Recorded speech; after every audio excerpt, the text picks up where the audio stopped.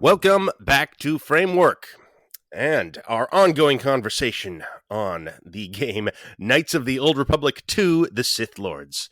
From, 2003? Is that the year? 2003, that's right. Mm-hmm. Or no, 2004, I think, because wasn't Knights of the Old Republic 1 2003, and this came That's out nuts. It was 1 year later. That's that what, is the whole insane. That is crazy outrageous. timetable that we were talking about. Okay, yeah. That's ridiculous when you dig into this game to think that this was done in that kind of period. I mean, I'm sure it was a longer lead than a year, but couldn't be that much longer. Yeah. that's crazy. No, that was supposed to be. And then it got cut down, which is why there's big chunks of this game are missing, which give it some of that vibe of, it's sort of the unfinished masterpiece. And even in sort of the patched together form that we were talking about last time, where the modding community has patched in a lot of the partially completed stuff, it allows for like the cult of KOTOR 2 to at least have the patina of like, this is the sort of the magnificent Ambersons of video games. The one that we can kind of get a version of, but there's always the promise of, well, if it had been done in its proper form originally, like it would have been an unassailable masterpiece. We obviously think it's pretty great, even in its compromised form. I mean, yeah, that's the thing. It is sort of got this power to it, even with these issues, even with characters just dropping out of the story, even with all of that, it still has the juice. And but about the cult of it, it's been growing. I feel like this is like there is. It's not one of the most popular Star Wars things out there, but there is a contingent of fans of this that think it is one of the greatest Star Wars things ever. It's a small, but increasingly vocal. I feel like, at least once you get onto YouTube when you're preparing for, say, a podcast about this topic, you realize that there are other people that share my zeal for this, and in a big way. Yeah, because I always thought of this as a part of a thing that. When there's like two different ways of championing something that you feel is underappreciated. And there's the one where you take something that's pretty like widely hated and your take is, no, actually, this is great. Yeah. And that, I guess that's great for clickbait or whatever. Contrarianism. It's for the most part. And then there's the other thing that I feel like it's less of a hot take, and it almost makes it more embarrassing to be the guy who's saying, like, taking something that is pretty well thought of and then trying to say, no. Like, I'm going to say, all right, I'm trying to tell you that BoJack Horseman, which is a show that you like and everyone respects to a certain degree, but I want to tell you that it's actually astonishing masterpiece that is the best television show of the 2010s. And you are like not really going to like yell at me about that and say you're crazy or wrong, but you're just kind of squint at me and go, oh, yeah, okay, yeah. And that's no, I want to hear that one. I want to hear that argument though. That's the one. It's harder to make though. Yes, that is. What I try to tell you is that Men in Black is one of the best blockbusters in the 90s. Like a different episode, but it is a more embarrassing take to be the guy defending Men in Black as an actual like artistic triumph than it is to be the guy who's saying like, no, actually, David Ayer's Suicide Squad is just misunderstood. So I always put KOTOR 2 kind of in that category of. This is a thing I think is fantastic, and but people don't even hate it enough. Or at least they're not going to hate it on the terms that I want to like champion it on. They're just going to say, yeah, but it's broken because it doesn't have an ending. Well, I think the other problem is that it's just not that well played. I mean, I think, the original Knights of the Old Republic though it was an Xbox exclusive, and if you weren't, playing games at the specific time it came out, maybe you missed it. I think like I wouldn't surprise me if KOTOR 2 sold like a third of what the original sold. This was much smaller, much less wide released, just as isolated, had a reputation for being broken right out the gate. And yeah, you had to seek this one out, and you had to, kind of accept a lot of things about it, and also have played the first one and remember the first one to really get much out of this. So it becomes a much more, it's a harder object. It's a 100-hour RPG with, middling gameplay with, that you kind of already need to be pot committed. It's got to be 40 hours, maybe. But like is it only 40 hours? I don't know. Well, it's because it doesn't have like Dragon Age Inquisition style, like, gathering herb type stuff. I spend a lot of time on it. Do you get wrapped up in a crafting system? No, I guess no craft. Well, the inventory management's not a lot of fun. It's time No. consuming. Yeah. That's kind of another early Bioware thing, is that you'll get stuck in that. They don't really streamline that until, like, I don't know, Mass Effect 2 or so. Up until then, it's all bad. Yeah. Yeah. Mm-hmm. And actually, Inquisition, I think, has got one of the better crafting systems now I think about it, in that there's a relatively limited number of things that are like upgrades you can get through there that are significant. Whereas this KOTOR 2's got, you can make 800 billion things from different components, and a lot of them are really, really good, like better than you're going to find out in the wild, but I just don't have the time to devote to sorting through it all. Yeah, it's there if you want it. I tried. I mean, but at the same time, I don't know how many stim packs I had at the end that I've just never bothered with. Oh yeah, that's it's just full of junk, just everywhere. Yeah. Has there ever been an RPG where you don't have a No. backpack full of junk that you're never going to use by the end? I mean, you need it almost as a security blanket, knowing that you have 80 of everything. Well, if things go wrong, I've always got my stim packs. Yes. I don't know. I guess you're right. And there's certainly bigger offenders. I mean, I remember Oblivion, the Elder Scrolls game. No, the more recent one. What was it? The Skyrim. Yep. I spent so much time crafting in that game, dozens of hours, just like breaking things down and improving my crafting score so I could get and then eventually you realize what you've been doing for the last 2 weeks, and you're aghast. That's right. That's my pattern on crafting systems and games. So yeah, and that is a thing too, that if you're ever trying to adapt Skyrim to the screen, how do you convey that experience in a third person format on the screen, of becoming aghast at how much time you've spent smelting your items down for a week? Yeah. Now, our section here that we're getting into now is about adapting Knights of the Old Republic 2 to the screen, mm-hmm. which I have got detailed files on. Indeed, sir. Now, yes. Mm-hmm. I would say the sort of threshold question when you're doing a Knights of the Republic game is, are you doing a light side or dark side as your sort of route through this story? Yes. Now, I have been of the opinion that just your light side is the better in both cases. You kind of made a case for dark side in the first one as being the better version of that story. I don't know if it's the better version, but I had so much fun coming to it this time through. Usually I don't like playing the bad guy in RPGs, but that one was super fun. That one was the most fun I've ever had doing so. Really cool, really fun. I don't get the sense that's true of 2, although that's because I didn't try it. I was too scared, and I just was a good guy when I played it this last time, because I wasn't as familiar with the game, and I was just like, well, I haven't played this since the mid-aughts. I'm going to just do the expected, the canonical good guy version of the Exile going into this. And I feel like I don't know. I mean, I was reacquainted with so much. I didn't remember this as well, and I was really taken by how good KOTOR 2 was. So I'm kind of glad I did the good guy version, but I am curious. I really do want to know what happens when you're evil in this game. It seems like it would break it in a lot of ways.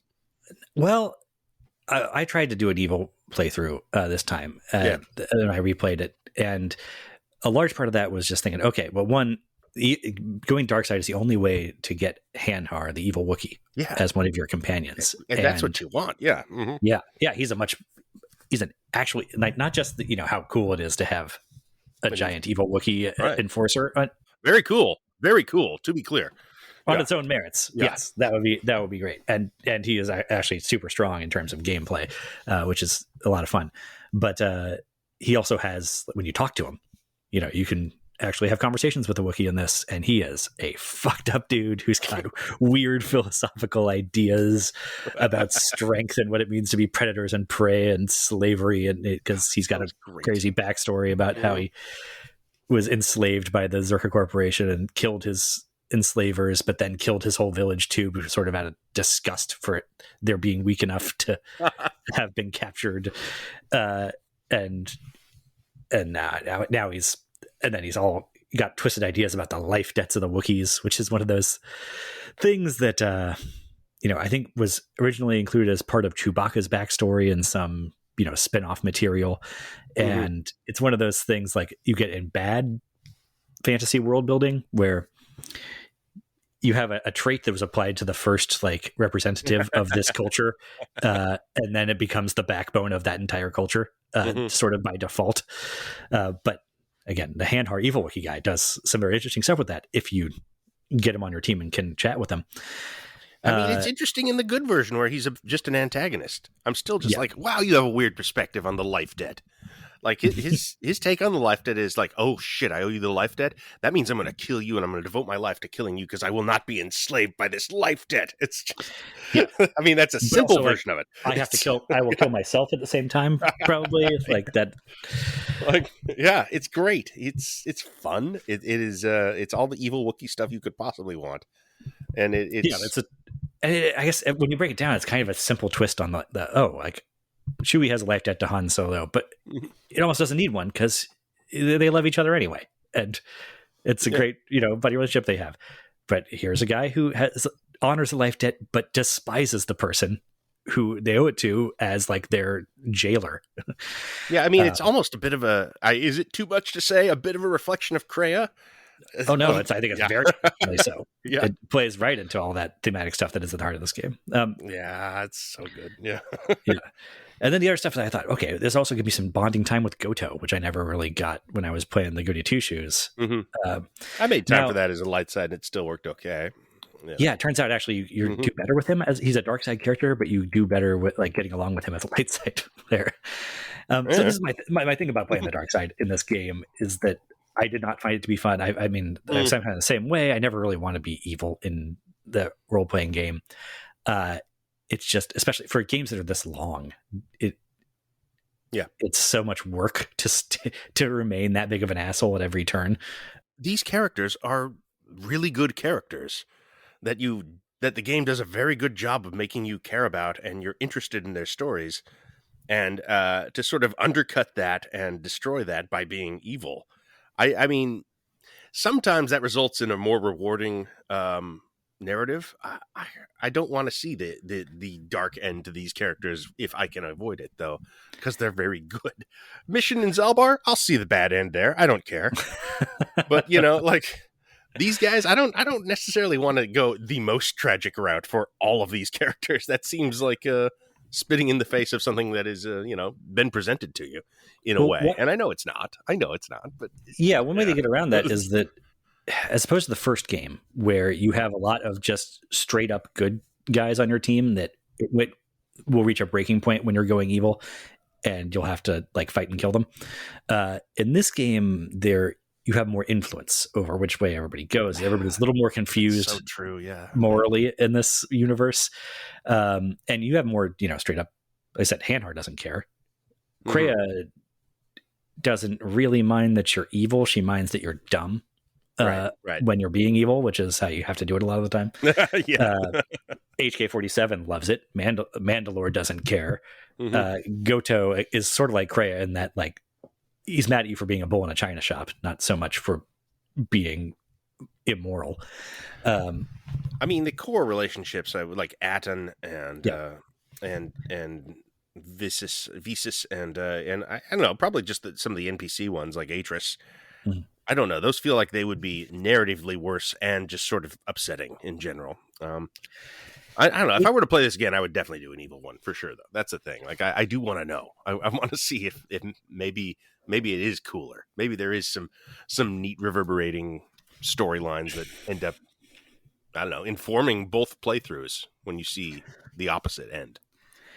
Kind of. I mean, I think like the Aten relationship still works. And that he is somebody who has a dark heart who's sort of like looking to the exile as a sort of last chance to like, show him that there is still good in this universe. And if it turns out there's not, he just kind of embraces that. It's like, I knew it. I knew it. You're right. Let's just, seems kind of cool. Yeah. Let's just be the baddest asses we can.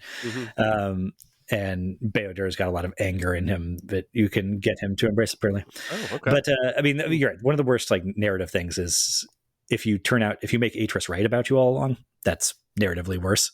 Yeah. But but more as a gameplay issue. I'm talking about like really. It's both a storytelling and a gameplay thing, but I don't like playing the evil person because that's not really the power fantasy of it for me. That like, I don't know. I guess I like the idea that if I were strong enough, I could be like nice to everybody. You could solve problems. Yeah, I mean that's the in theory that's the whole point of having power. It's that's the whole idea about being a superhero is you're empowered and you help people with it. That I mean it's I don't know. There's arguments against that, I guess, that you can draw from the last 10 years of superhero culture. It's that some people do not want to see that, do not want to experience that. So, no, for sure. But I guess to me, it removes some of the power from the power fantasy if it's the fantasy is that I'm going to get to be just pursue petty grudges and be just be petty about everything. I guess that's what it feels like to me after a while. That can be fun too, though. That can be really fun, though, in these games. In small doses, not in 40-hour doses. Is my point. Because I was thinking something like Grand Theft Auto, even where kind of the whole point there is to be as crazy and immoral as possible in some ways. But even something like Grand Theft Auto 5, like I did not like playing as Trevor for extended periods of time. I wanted to be the other guys, more reasonable guys. And I think that's the fun in Grand Theft Auto is not so much. It's easy to confuse it, sort of. I think that the fun is going crazy and just running people over and shooting people at random and seeing how long you can play that out. But the fun of that is not so much about the fantasy of, oh God, I wish I could just go shoot people on the street. It's almost more just like it's testing the limits of the game world. Yes, I think this is underrated as something that drives you in Grand Theft Auto is really just the gameplay, what it allows you to do. Yeah. Trying to find that. Yeah. Everything that it has a reaction to that you can possibly do. Like, oh, I can do that. And there will be a direct response from the game that anticipated that I could do that. And so I guess my point there is that I don't think scripted cruelty is as fun as just wilding out right in a game environment. And so, especially here when, to make sure I got all the sufficient dark side points to be able to recruit Hanhar and get, dark side reactions from everybody. It's not just that I have to kick every puppy on sight, but I also feel like I had to be like just an unremitting asshole to all of my allies all the time. And I just did not find that to be fun. And because of that, like I also thought, like I know that the gameplay allows me in some way to train all these people to be Sith just the same as to be Jedi, but I lost influence with everybody being assholes to them to the point where I wasn't able to actually make any of my followers into Jedis. I wasn't able to get to KOTOR or Hanhar to open up to me at all. And I don't know. Interesting. Maybe that is the game being too nuanced, where there was like a middle path I was supposed to tread, but it still felt like every choice that was offered up to me was the nice guy choice or the complete and total asshole choice. Well, that is, I think, part of the genius of this game is that it almost acts as a commentary on the binary system of Bioware RPGs, in that it seems like the right way to play this game is, unlike most of these, to find the middle ground. Like narratively, that seems to be a very big part of it, the gray Jedi thing. But also like mechanically, obviously there are benefits if you're pure light or pure dark, but like narratively within that, it feels like, you're the most rewarding version of playing through this game is trying to find that, the balance between these sides. And it seems like that's the only way to really get everyone on your side is appeal to them and pull them with you. And, obviously you can be good or evil kind of within that context. Probably easier to be good in that context than evil, but it's still you get pretty much everybody on side if you're good, I think. But it's hard if you're evil. Yeah. And yeah, like that within the game feels like part of the commentary. Like if you are all in on evil, you are a slave to the prompts, a slave to the binary choices that the game presents you for, dangling the carrot in front of you for more power or dark side points. Play it on rails. Don't make your own decision at these prompts. Just do the one that fulfills your the thing that you set out to do at the beginning, that the game, quote unquote, wants you to do. Yes, that is Krea's whole thing. That's kind of what makes her a cool character. It's also what I remember people at the time complaining about initially, is that, well, there's just no pleasing this woman. She's just there to scold me no matter what I do. And yes, that is true mechanically, sort of. It's also the whole point of the character and what makes her great. This is one of the things I think is just genius about this game. When a game can kind of use the mechanics narratively, it's the BioShock thing, where it's just like, oh, I never really questioned why I was doing that, and now the game is making me question it. That's good writing. That's just the coolest thing a game can do, in my opinion. When they pull that off in a way that surprises you, oh, beautiful. And to do that in a Star Wars context, where they're able to present it as a character who is sort of a riff on the Obi-Wan Kenobi mentor type, except maybe she's actually more of a Palpatine. Yeah. Or maybe she's got qualities of both of them somehow. You know, like, it's crazy. It's such a good piece of writing. And I know we talked about this in the last episode. This is proof concept for adult Star Wars, for taking these things seriously and really thinking about them in like social, political terms, making these stories resonate for adults in a way that, I don't know, isn't just the sort of juvenile wish fulfillment that defines our culture right now. It actually is having a conversation about real things with these stories. Amazing. Yeah, but you can do some very interesting stuff with this world that Disney Plus is committed to doing some of the least interesting stuff with. Right, yeah. But it also does Andor, like we said. So, there's... Well, yeah, Andor is the thing that makes it seem like this is within reach, and it's not just going to be Book of Boba Fett's forever. That's... God, what an encouraging show that was. Indeed. So getting on to the next, I guess, big point, if we're doing generally light side as your approach to this story on screen, then you have to pick male or female for your exile. Right. I found this to be fairly simple to pick the female exile. I think that is sort of canonically what it's supposed to be, I guess, although I don't know that matters really at all what they've decided video game canon is. But I think, yes, I think technically it is male Revan, female exile was the canonical choices, but it doesn't matter. It does not matter. That's what I chose prior to knowing that. That's sort of what I chose as the route to adapt this. Because one, I think it's kind of, you have to do this after Knights of the Republic 1 comes along, and if you're going to do one as a male, you kind of need to do the other as a female, just like politically or whatever. But even beyond that, I just think that those stories and the romances, if you're not going to queer them up, are better in that version. The Bastila relationship is more interesting than the Karth one in the first game, and I think the Atten relationship is more interesting than any of the other romances in Knights of the Republic 2.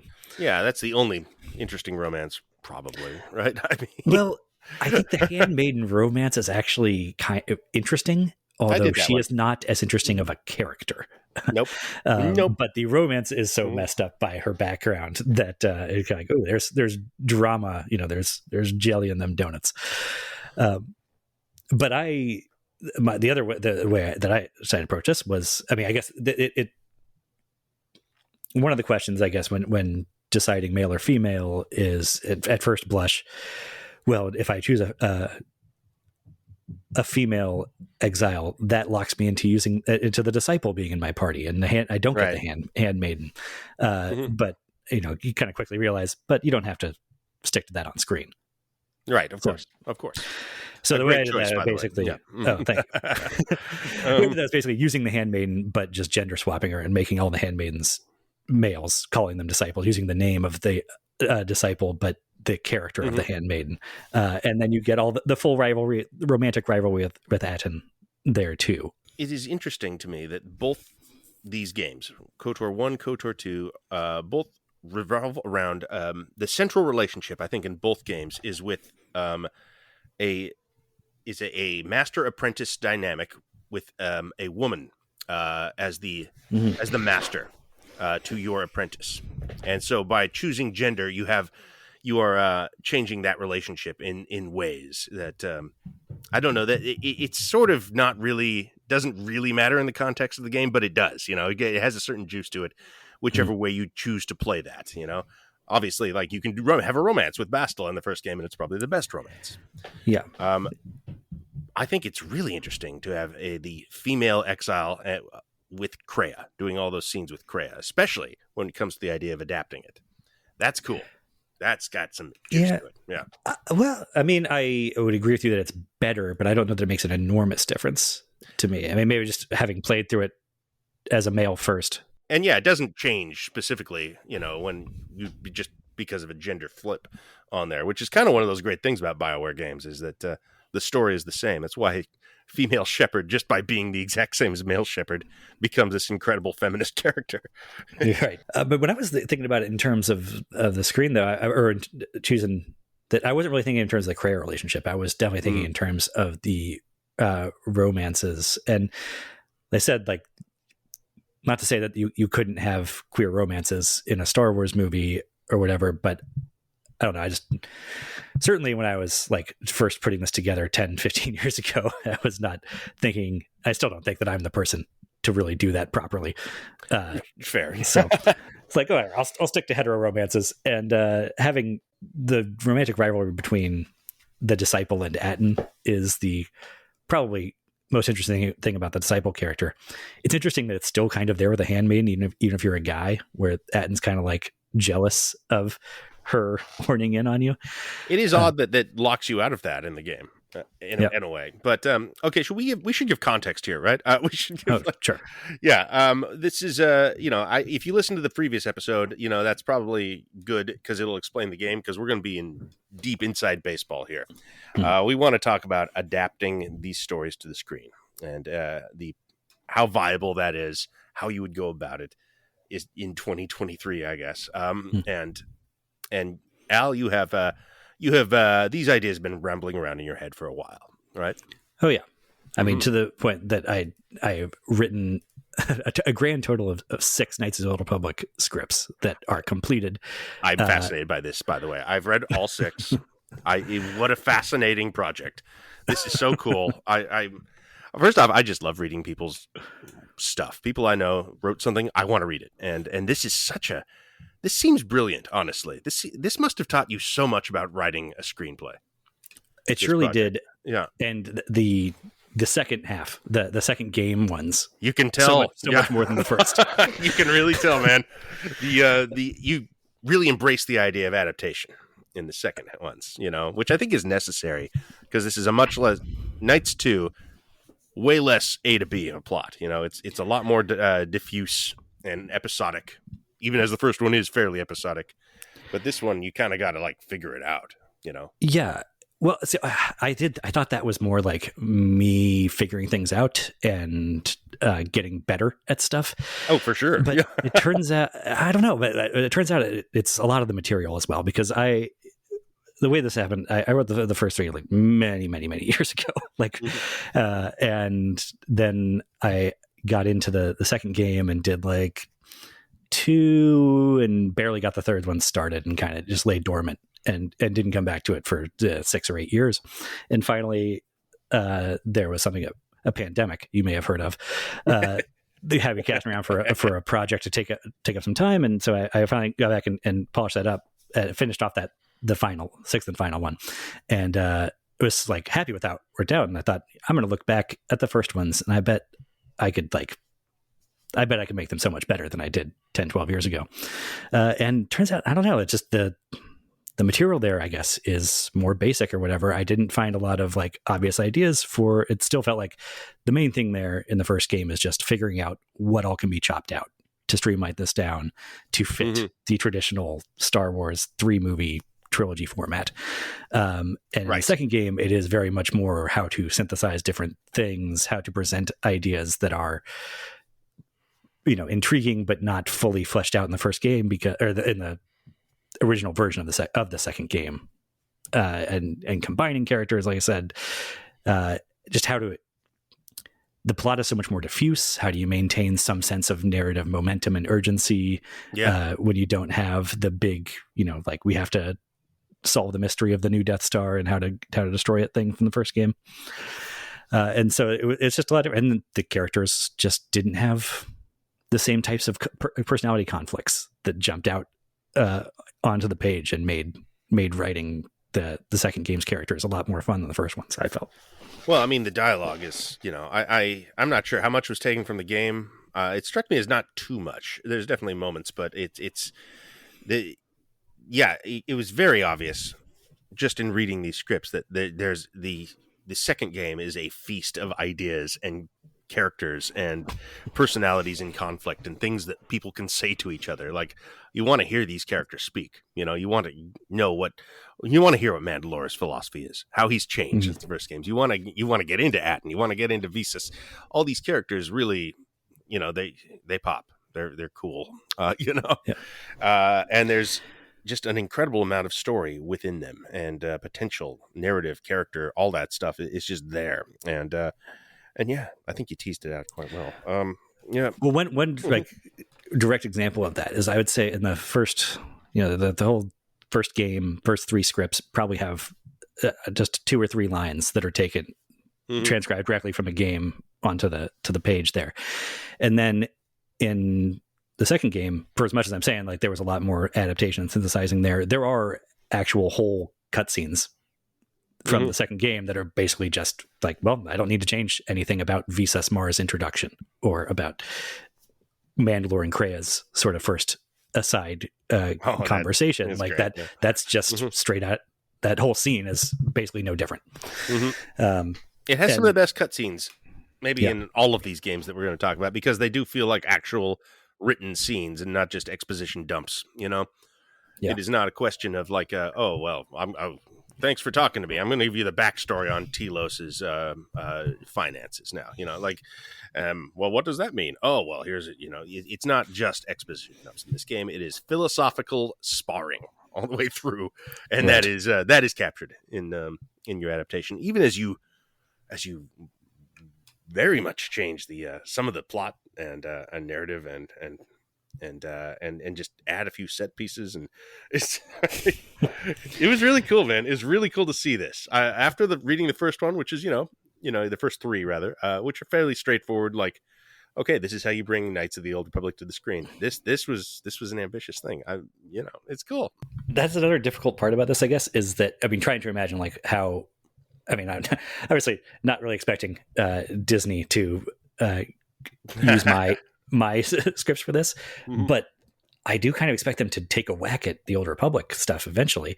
And from my own experience doing this, it feels like, God, I almost wanted to jump right to the second game because that's where all the good stuff is. But I don't think you really can. Like, I don't. You can't. Not as an introduction to this world. No, you need the first game. Yeah.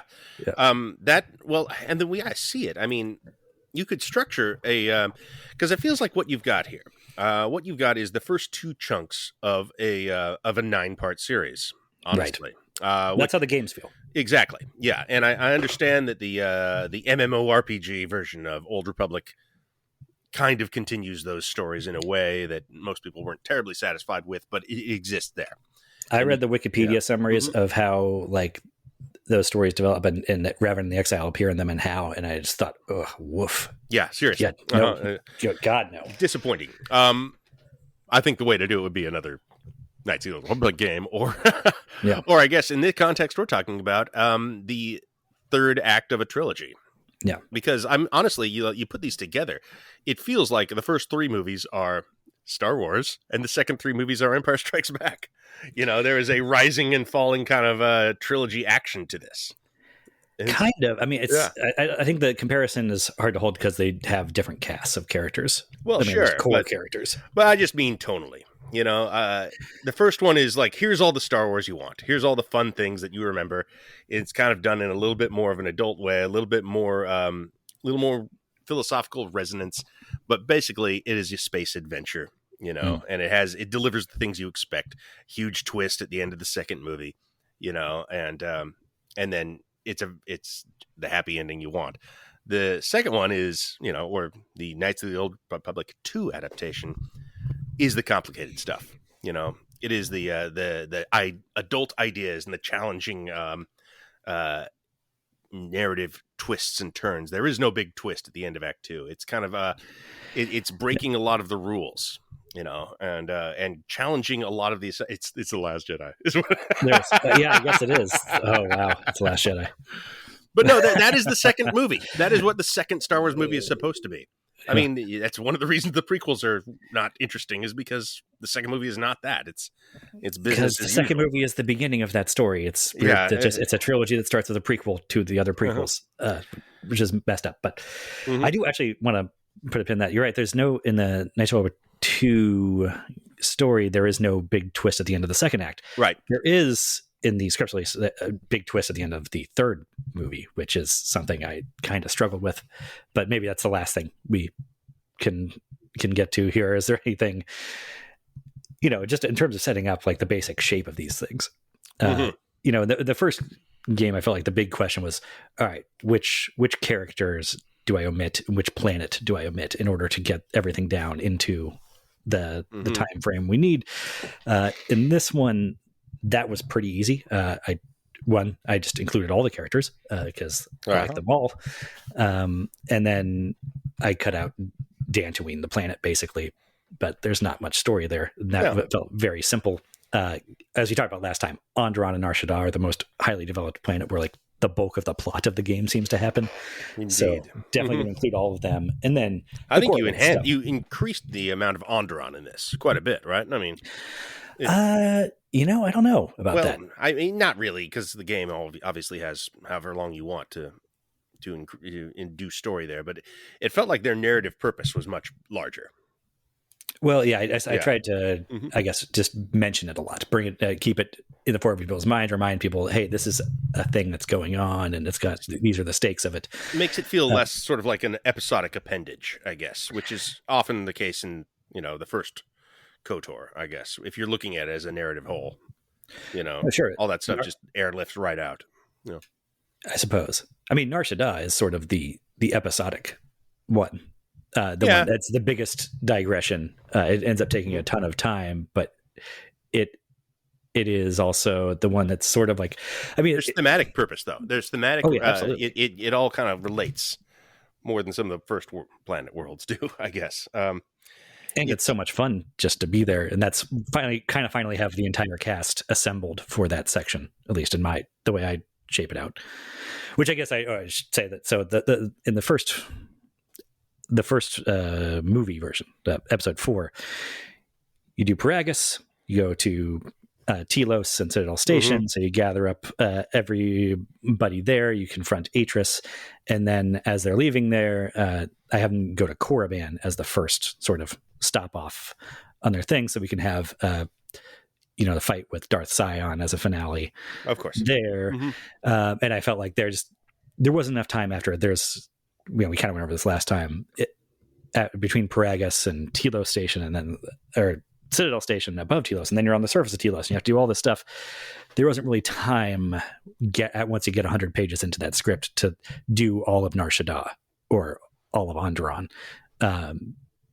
So it needed to be episodic is a Star Wars thing. It always has been. I mean, you look at everyone's favorite one, Empire Strikes Back. It's just like, okay, well, we got a Hoth planet, we got an ice planet, we got an asteroid field, we got a swamp planet, and we got the city in the clouds, and they're all just sort of different movements, different acts, and it's a travel log, and I think they've always kind of had that, just it's built into the premise that we're going to see different worlds, and they're all going to have one biome. And, it's Star Wars stuff. So I think you are able to do that with these movies. And it's to some extent expected that that we're going to do this stuff. It's kind of when you break those rules, like the first script entirely set on Telos. When it on Terrace in the first game. Excuse me. Yes. That's kind of the fun alteration to the formula in a way. Okay. Yeah. No, I just meant that, Korriban is never the first planet I'm going to go to when playing the game. Right, of course. But I moved it up in the rotation for the movie-wise because there's less story there, so it can be sort of confined to a third act. And I don't feel like I'm giving short shrift to anything. It's cool to have that there, too, just because it's not like a gigantic blowout action sequence. It is just sort of a narrative movement in an interesting space, I mean, there's Star Wars movies don't end that way, generally, but it's cool. That's what's good about it, And these things don't lack for fights, obviously. So, Yeah, I think I ended up including plenty of fighting. And Yo, man, so much galactic lightsabers. combat, so much, so much bounty hunter action, so many lightsaber duels. Like, it's just all provided for you there, I suppose. But you had three Yeah, Sith well, I mean, Lords. You had three Sith Lords. you got 3 Sith Lords, and you're training Yeah. half your cast to be Jedis.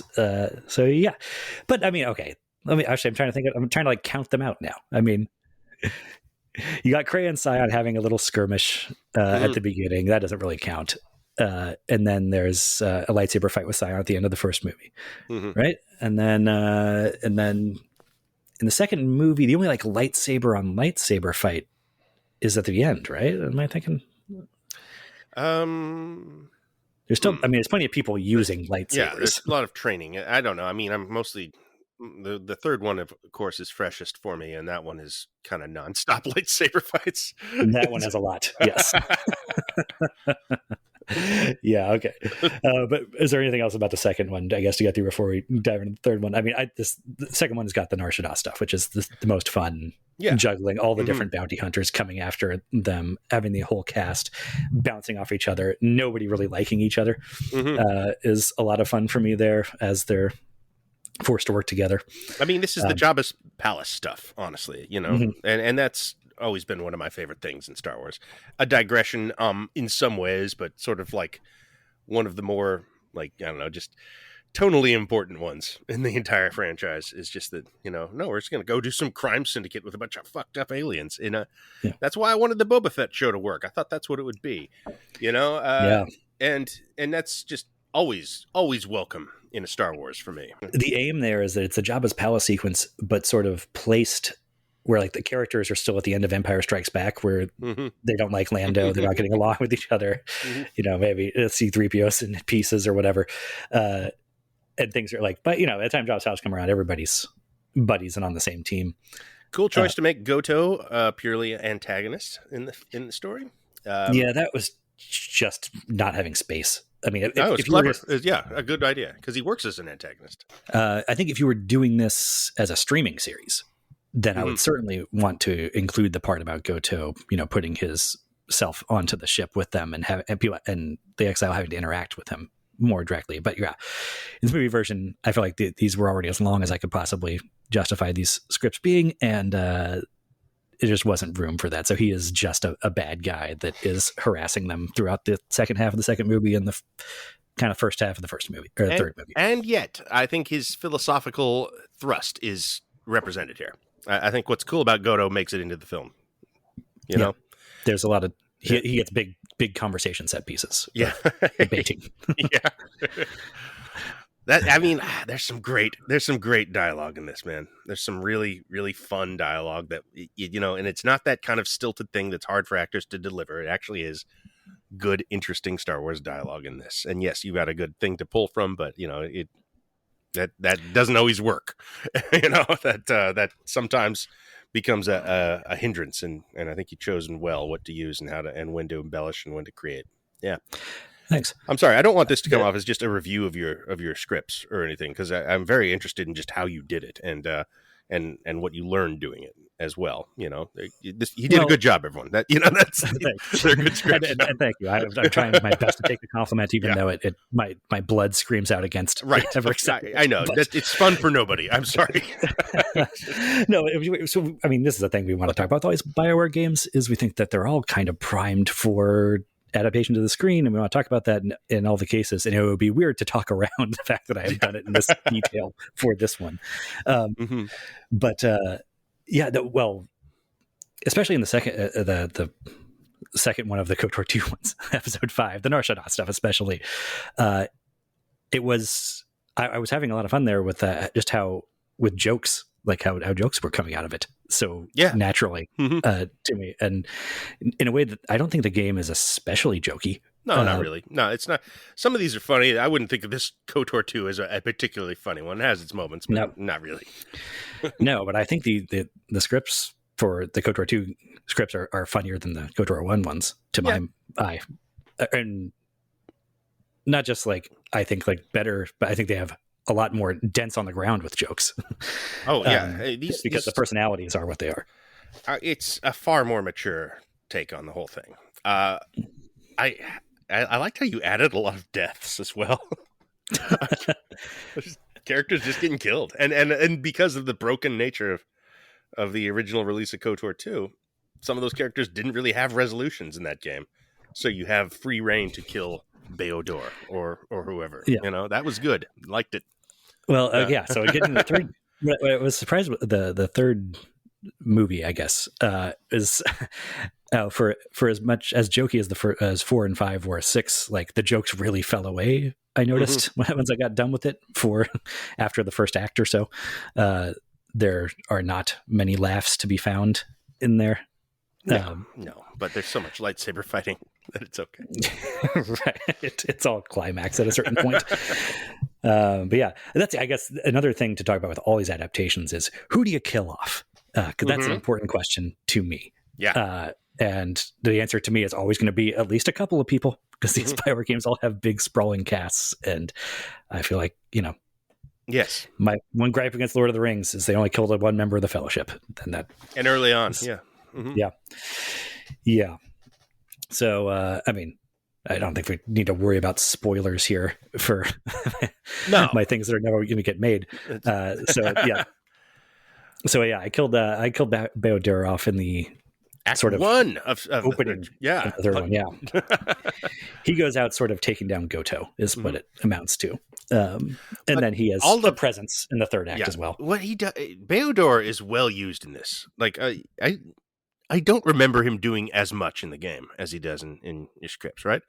No, because he's definitely the one who gets just sort of disappears from the narrative, and people have pieced together that he was probably supposed to die in the cut sequence, the whole cut planet that I did include in the script, as Goto's headquarters, which I don't even know if it's how it showed up in the game. It's been a while now. But so the other thing that I realized once I decided to kill him off is that for as much as the group dynamics I was talking about are so much fun because they're defined by nobody really liking each other, and they're like particular enmities that the disciple really hates Visas, and Atten really hates the disciple, and Bioware hates Mandalore. But what I eventually determined is actually Bioware is the one person everybody likes, everybody gets along with.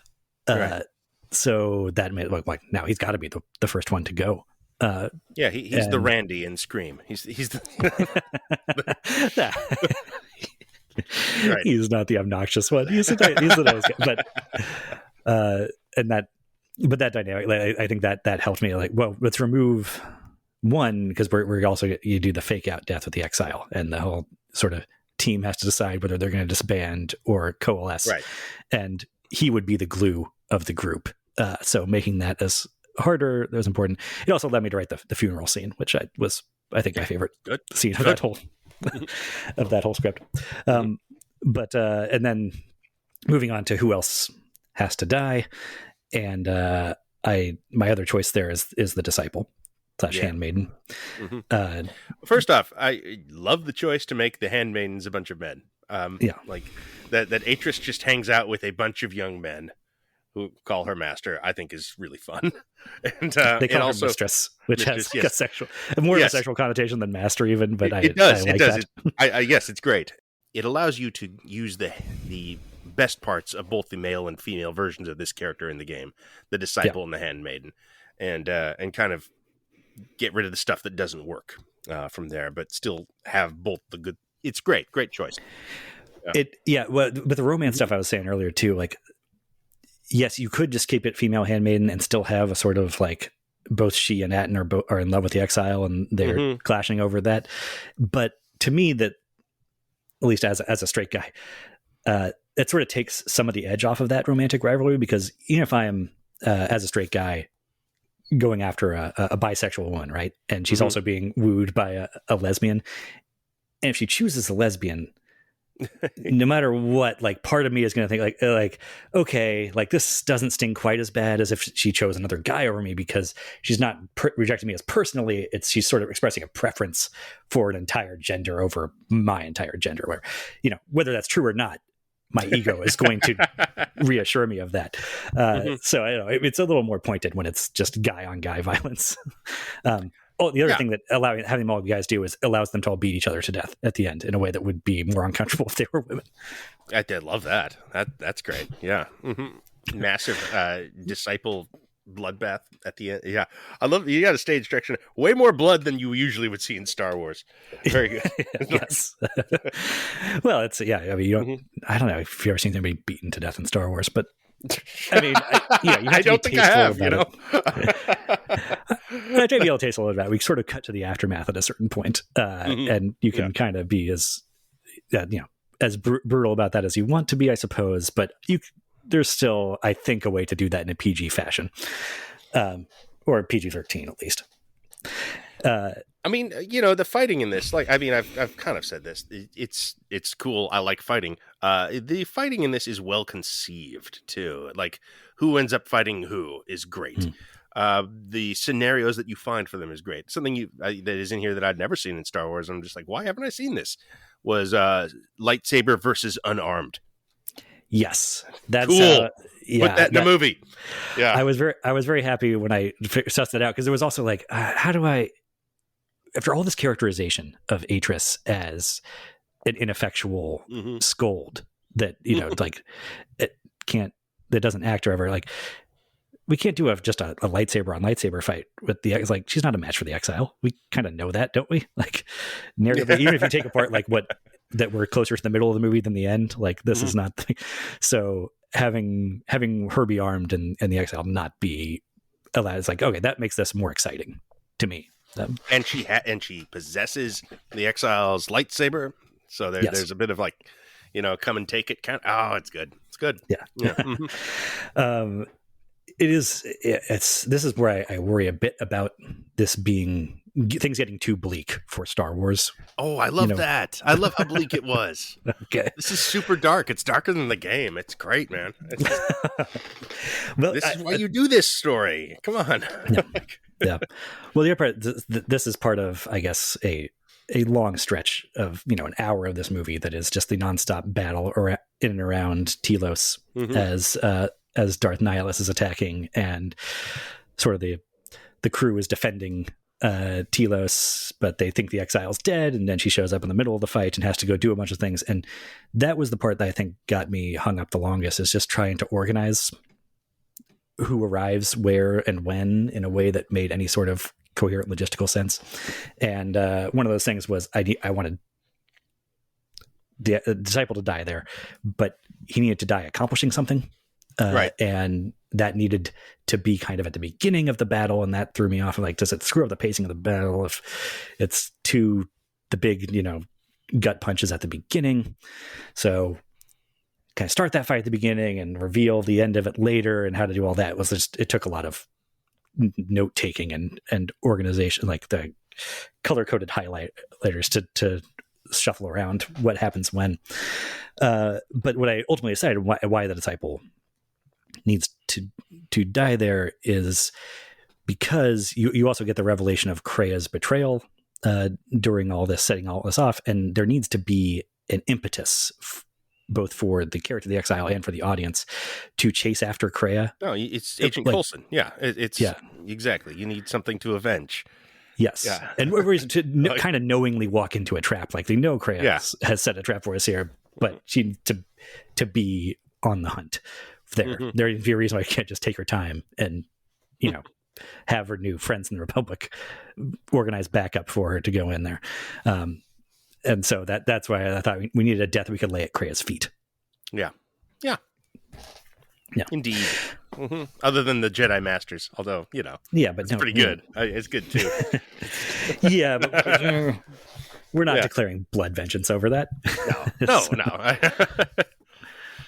That's true. And so that takes us into the actual finale. So many stories to conclude here. Darth Sion, for example. Defeating Darth Sion on the game is such a big deal. To take that away from the Exile, I'd be like, oh no. But I think the way it's handled is pretty good, man. I think you have such this expansive cast. Might as well use your excess of Sith Lords to complete narratives for everybody. To really give everyone the purest, best conclusion to their arc. that could be done, and you do it with that, with Atten particularly there, and man, Also he's really well handled in this. Atten, I think you really found that guy.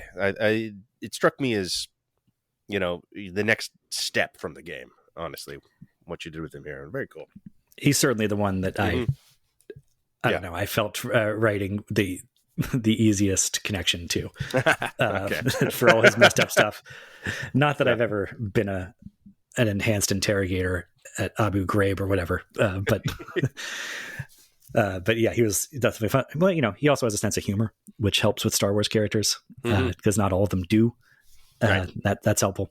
And he's got the dark backstory, which is fun, and he's got the romantic stuff. So he's kind of got a little bit of everything. But he's still inadequate in certain ways. That he's. I mean, the thing that I hope comes through is that's threaded throughout the earlier ones scripts. Even is people constantly mentioning that he's not that great of a hand at a lightsaber. That he's that's not his forte, and that gets mentions a couple times. So I hope that when it comes down time for him to face off against Darth Sion, there's like an implicit thing of like, oh shit, he's not up to this. I mean, that's actually from the game, isn't it? Like he was the one that everyone is kind of just like, well, I'm going to try Blaster Jedi with Atten. At least that's how I did. I mean, that's how I always did it. But I don't know if what the chicken and egg was here. If I took that from the game into this, or I took that from here into the game of like, I like his characterization better, but he's not dual wielding lightsabers like everybody else. Yeah, and it's variety and just in gameplay terms. There you go. Yeah, but yeah, I mean it's good for character too. May I ask you this? Is this? I don't know. Maybe this is a little wide ranging, but do you now think in 2023, with all the other options, other ways to do Star Wars, 2 trilogies with I guess, I don't know, the theoretical potential of a third to kind of complete the story. Do you think that's the way to go with Knights of the Old Republic in 2023? I do. Yeah. And I think, we'll ask this question for each Bioware game going forward, but I think it's the last time I'm going to say movies are the best route for this, because I don't think it's true of Mass Effect or whatever. I think Star Wars has this locked in tradition of trilogies that you want the big galactic events to be in that format. I also mentioned this with the first game, that I do think the nature of the twists there is such that moving quickly once that big reveal happens and not having to dig into the nitty-gritty of, but does really nobody know what this guy's face looks like is helpful there. I mean, I made a little bit of effort there to throw a bone to like, he always hid his identity, but whatever. I do think that fits best in a movie format. And I think once you're locked into that, I mean, and plus, like I said, I'm happy with how this game version looks in this shape. Yeah. So yeah, there are things you could do. You could do more with Hanar. You could do more with Goto in a streaming series, but it's I like cool, though, right? the way these climax and the timing of them. Well, here. Well, I mean, it's interesting. This could be like a path forward for them for like 20 years. Like to make the Knights of the Old Republic movies. And it's actually fairly manageable, I think, in that you greenlight the first one, and then presumably, with the idea to make 2 more after that. And, if those do okay, you don't want to proceed, you've told the complete story in the trilogy, I assume it would do pretty well. If it does well, though, if it really does reframe Star Wars in the way it has the potential to, I think we would agree, then you can keep going. You can make Knights 2 as a trilogy, and then you can do the third thing, which it clearly demands. Yes. This does definitely end on a cliffhanger. Like I don't have a way to wrap up the Exiles. Like, I mean, I guess you could have killed her at the end, but no. I mean, because the third one promises we're bringing Revan back too, and God knows who else, and we get to see what's happened with them, and maybe you take some ideas from the Old Republic RPG one, but it kind of demands its own new thing now. Yes. It seems to me it was setting up some sort of Lovecraft idea, some sort of elder god at the end of the universe, something that makes all of this look small. kind of Yeah, deal. the like original or like the source of the Sith, the original Sith or whatever, that are more Lovecraftian beasts that are in the dark places of the galaxy. Not unlike the Reapers in a way, sort of more mythological rather than technological Reapers. Is something that would fit there. Yeah, honestly, that seems to be like what it kind of has to be. And it sounds like the MMO goes the worst version of that, which is just, there is a whole another group like Sith Empire out there, which is just like another version of the Empire. Yeah, boring. It's hidden, but is not different really in any significant way that I could parse from Wikipedia anyway. Yeah, I want things that live in multiple dimensions that we don't have access to. Stuff like you could go nuts. You could do an insane third series here. And, as innovative and daring as Star Wars has ever been. And that'd be cool. I mean, realistically, that would never happen because for this to be a success, right? Like the problem is with this, the scale that these things have to operate on for Disney, especially, is for a Knights of the Old Republic trilogy to be a success. It needs to be now $1 billion movie per movie franchise, and by the time you get 6 of those out, they're not taking a lot of risks with number 7. You know what I mean? I guess, but I mean, I don't know. I feel like you nail the first 3, which are, pretty much straight up Star Wars, what people expect in a lot of ways. Then you have some latitude.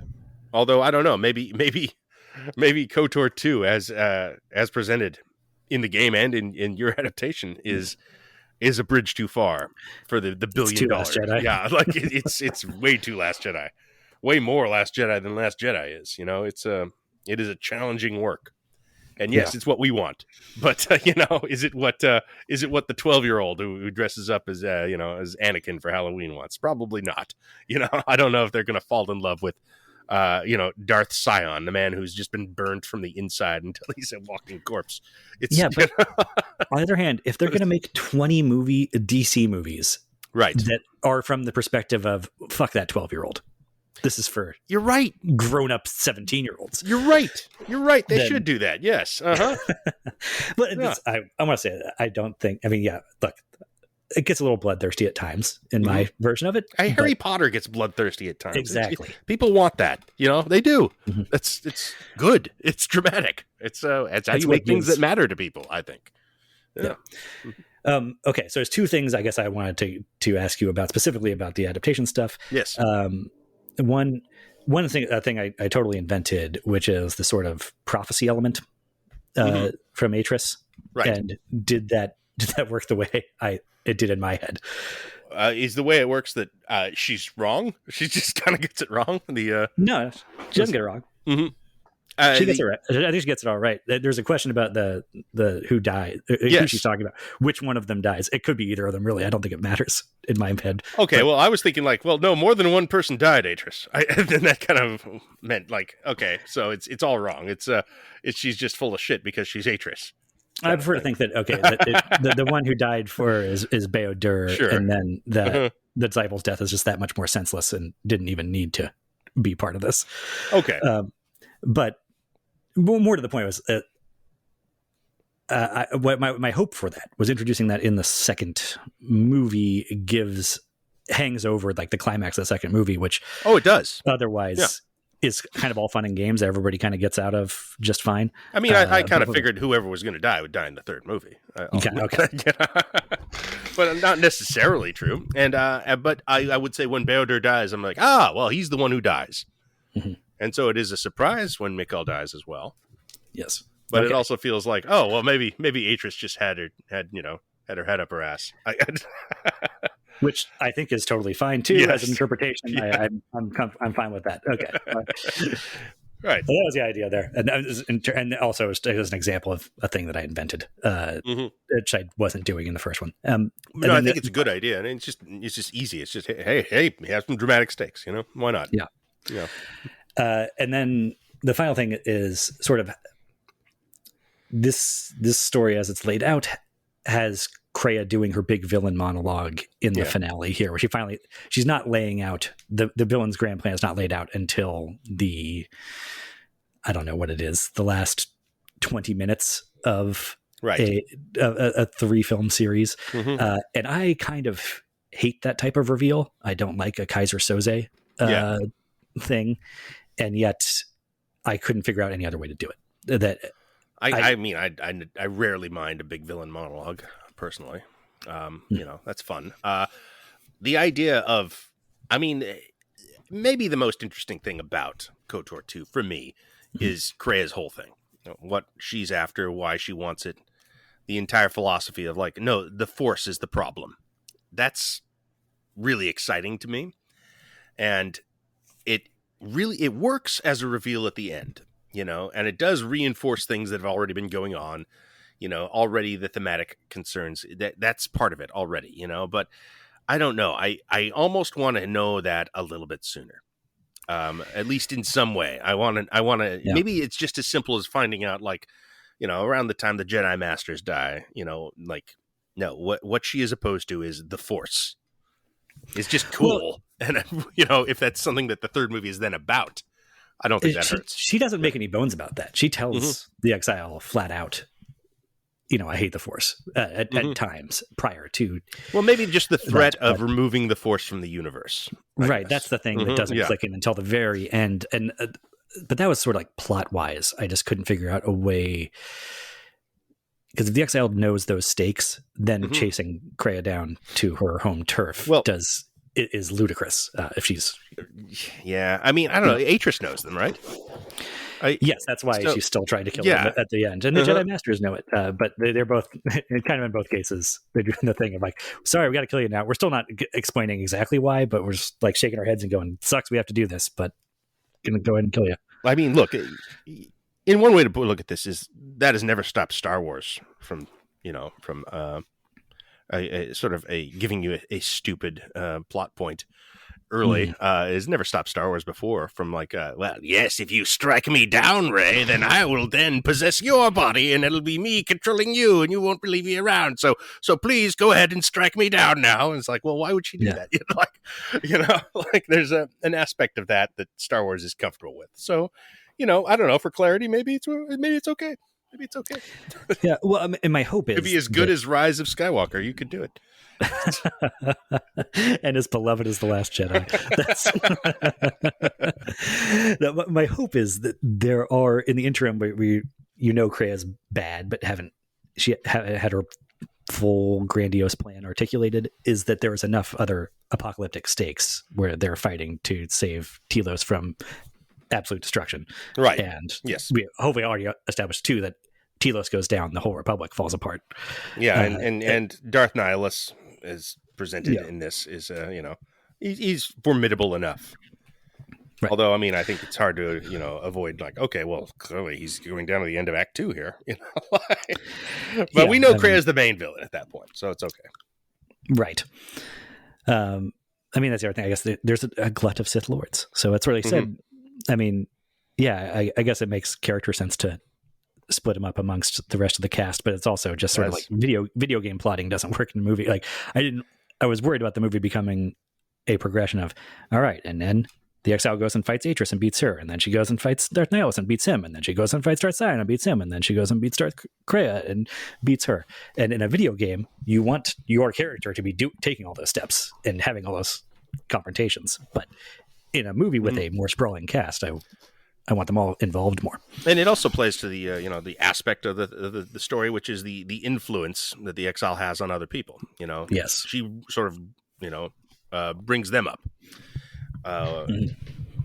to become their best selves or their worst selves, I guess, if you're evil side. But like that's a key part of the character and a key part of the story. I mean, the coterie of followers is sort of the uncounted on thing, well, it's you're right. It's best selves or worst selves, but it's self-determination, which is what Krea is preaching throughout, and what everybody in the cast. I mean, this is something that I hope is teased out in the script level, but is in the game as well. That Mandalore is fighting for self-determination for the surviving Mandalorians after realizing that they were pawns in the original Mandalorian War. I love and that HK-47 is fighting for self-determination for the HK droids.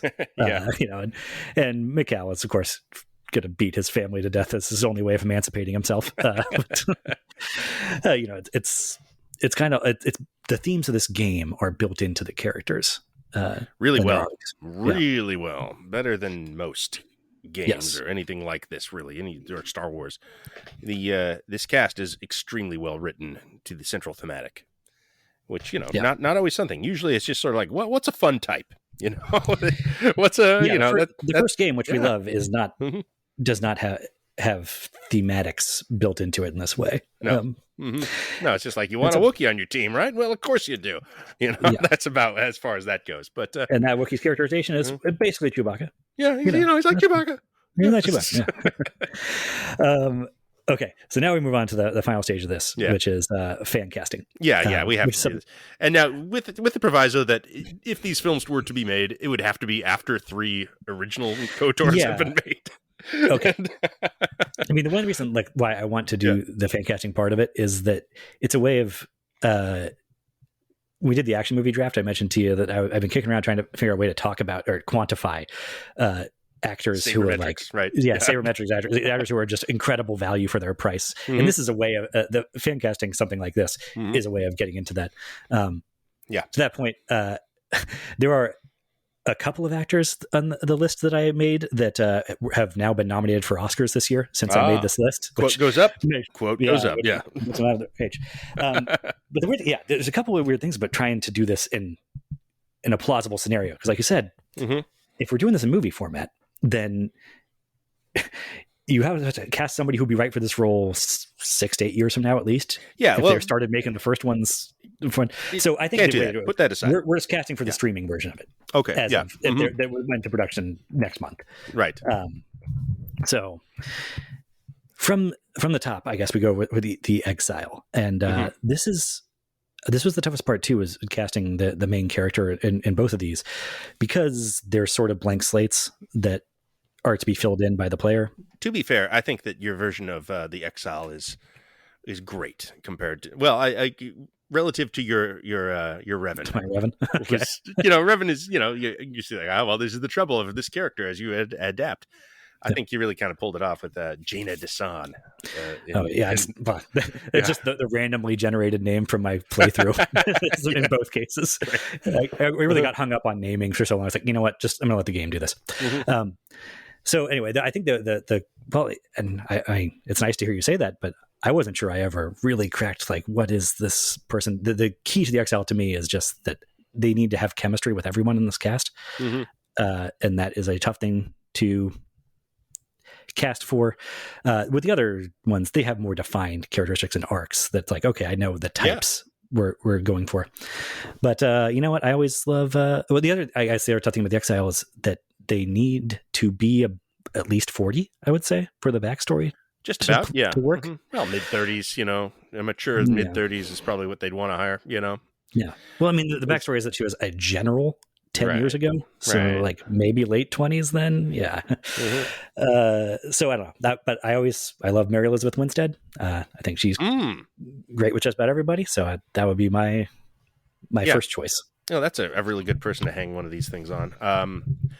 There's a good crop of actresses of that age, I think, that are kind of, I don't know, starting to lose work as they go to younger people, that I think Rachel McAdams would be really cool for this. I was thinking would be I'd like to see, I like her. I don't know if she's I don't know if she's as action though. I don't know if she's as action oriented as Mary Elizabeth Winstead is more or less proving to be.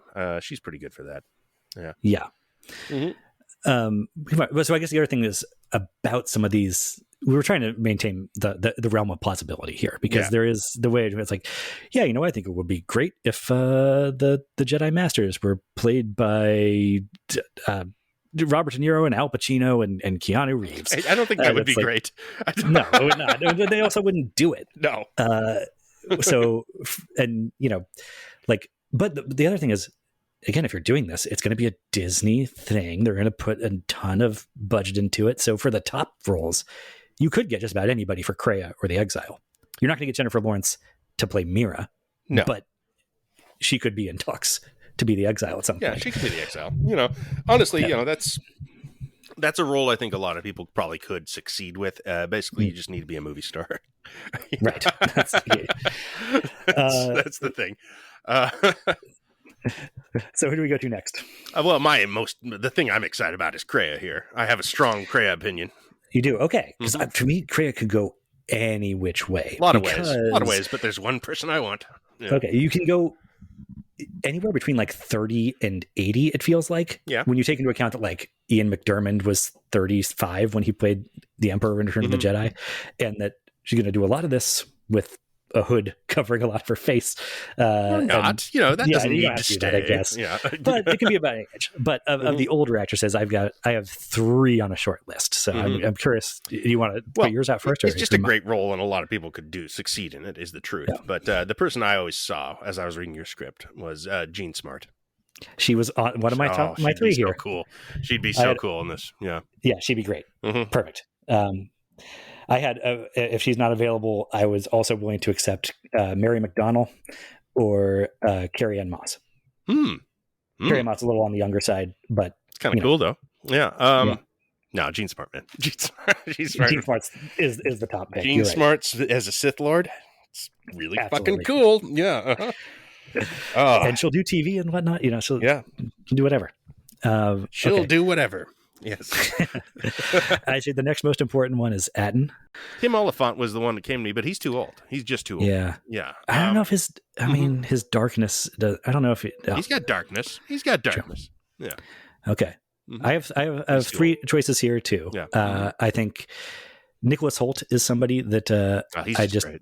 Yeah. He might be. He's a little on the younger side, but he honestly, you should consider him for anything if you're a casting director. He's fantastic. Yeah, that works. Totally. I think Evan Peters could also be quite good. That's a good role for him. That uses his specific thing well. Yeah. Yeah. He might be the best fit overall. Yeah. If you want a little stretch and, trying to make things a little less white, maybe Michael Mando. Oh, fun. Oh, cool. That's Nacho from Better Call Saul. Yeah, I do like that. Those are all good. He can do some intensity. Those are all good choices for old Atten. Yeah. Yeah. I'd be happy with any of them. All right. Now we're going further down the line. Who do you got next? Well, those are the ones I really, give some thought to. I think to some extent you're kind of like, obviously whoever played Canderous comes back.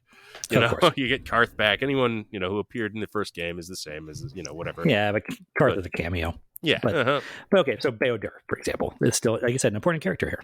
Right. And I have one choice here that I think is like the right one for, I mean, look, if you can get Daniel Kaluuya or Rami Malek to do this, then fantastic.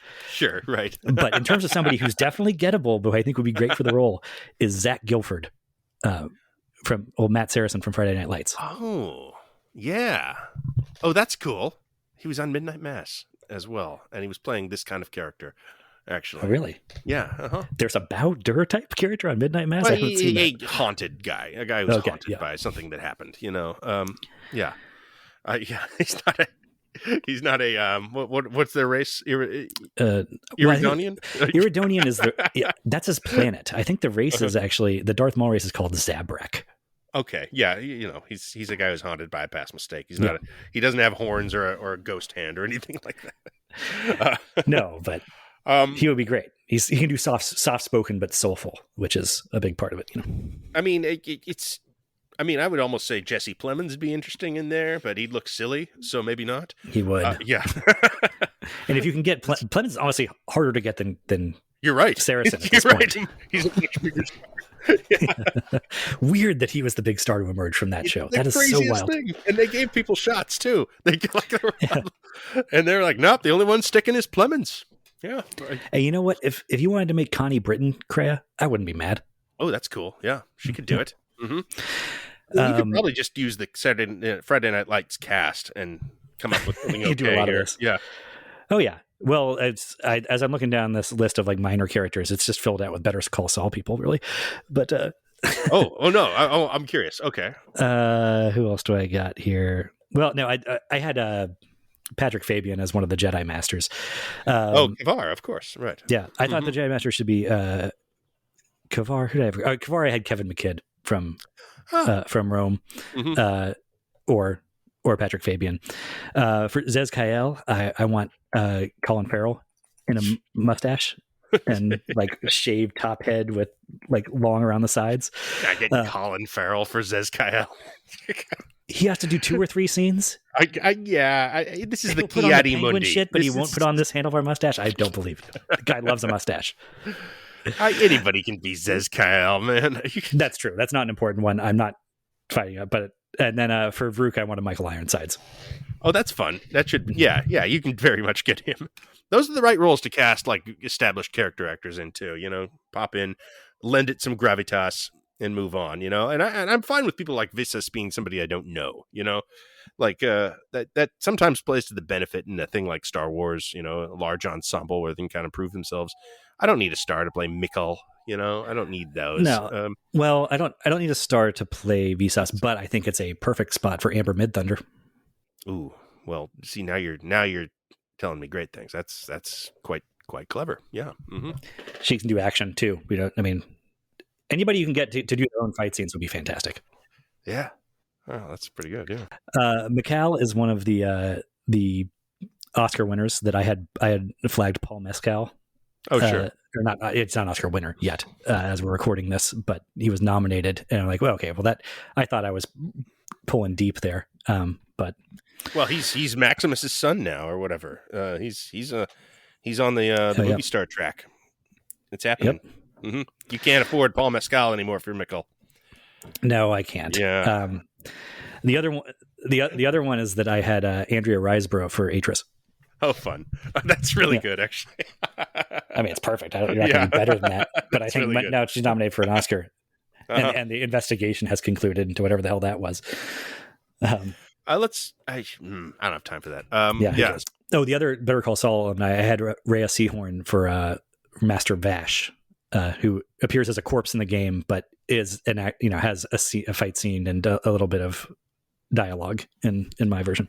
Oh, sure. Okay. I mean, I can get behind all of these. These all make sense to me. And yeah, as you say, getting the right kind of actor that isn't necessarily a draw.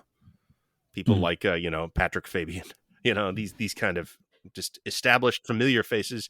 I think that is that works for everything. That is good for the project artistically, good for the budget of the project of something that'll be very expensive. It's the kind of people that will take this seriously. It's the way they cast Andor. It's that's right. Good. I mean, Andor didn't go. I guess Stellan Skarsgård is the big pull there, and Forrest Whitaker was sort of grandfathered in. Yeah, Circus comes in for that role. Stuff like that. There's but he's not somebody. He's well known, but he's not somebody who's hard to get. Look, I mean, we're the kind of people where we're just like, oh, neat to get Bronze Jan Royce for that role. So what's familiar to us is a little different than normal people. That's right. Normal People, where I was introduced to Paul Mescal, the show Normal People. Oh, you haven't seen After Sun then? Okay. No, that's the only thing I was pulling from when I decided that. I don't even know what he looks like at this point. I have no idea of Paul Mescal. I mean, he looks like like a white guy. He could. Yeah, he looks like he was on Friday Night Lights. The last bits are Mira, who you don't care for. Nope. So you're not going to fight me if I suggest either Hannah Einbinder from Hacks. But if we get Gene Smart, maybe she helps us get Gene Smart. Or Rachel Keller of Legion and Tokyo Vice. Sure. Any of them can play it. Yeah. You did well with Mira. Mira's comes off better in the script than the game, I think. Oh, thank you. Then there's just the droids. Obviously, we're bringing in Andy Daly to maintain the HK-47 voice that we decided last time. Yeah. And then there's Goto, who is Linda Hunt still alive? Yes, she is. Oh, there's her Goto. That's pretty cool. Like that. Yeah, very good. And the very last little bit part, the twin sons, the twin Twilight bounty hunters. Oh, of course, yes. I want Stephanie Beatrice from Brooklyn Nine-Nine to put on the headtails. Okay. Perhaps her and Kara Gee from The Expanse, who played drummer. I don't know The Expanse, but sure. Oh, okay. I mean, it's Stephanie One Beatrice, person listening, I imagine. Yeah. One person listening will go, yeah, that's good. Anyway, so I think that's the whole scenario. It's all laid out. Yes, the entire enchilada, indeed. It's just sitting there for Disney to conquer the world with. All it needs is about $4 billion in budget. It could be done, man. This is not impossible anymore. Like the potential of what Star Wars can be. For me, Andor really changed that.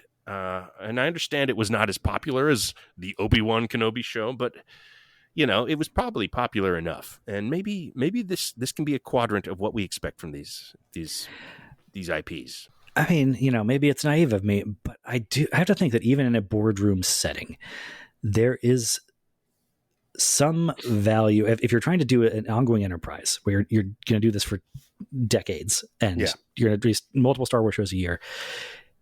There is value in having a show that less people watched, but the people liked it, versus continuing to pump out shows that much people watch and nobody really likes. For sure there is. There's got to be. Yeah. And I mean, I think that's why Andor was so valuable to them, just from my own kind of perspective, which was that I was like, well, I don't fucking care if I ever watch any of these Star Wars shows going forward. And then that one was like, oh, they got me back in. Now I'm committed to this franchise again in a way. And so, of course that helps them to have things people love. From the subscription model is Andor rehooks the exact type of people who were probably closest to canceling their subscriptions. Yeah. You know what I mean? Yes. Absolutely. Well, I'm not close to canceling my Disney Plus subscription because we watch Bluey with my daughter on it all the time. But you've seen Bluey, by the way. I took my daughter to Bluey Live. Oh my! Well, okay, that's good. But all right, we've transitioned out of Star Wars and into Bluey. I think that means that is it for this version of the Bioware Omnibus, where we talk about a non-existent adaptation of a game that isn't even from Bioware. Hey, I did notice KOTOR 2 just re-released a remastered version on the Switch. So if you got a Switch, now's the time. Yeah. Get it and play it. It's great. It's one of the best Star Wars stories ever. Yeah. It is, especially if it includes any other restored content. I think it does. Yeah. Ooh. Yeah. Good choice. And next, we will return, I guess, with Jade Empire, the one Bioware game which I have never played before in my life. I played it once a long time ago, and yeah, it's good. It's good. Oh yeah. not a world killer, maybe, but it's good. It'd be fun to revisit. Maybe my take's going to be that's the one that's the masterpiece. Maybe. Well, thank you. Thanks for doing this, man, and for all the compliments. Oh yeah, man, it's good. You should message Al if you want to read this thing. It's pretty good. All right, later.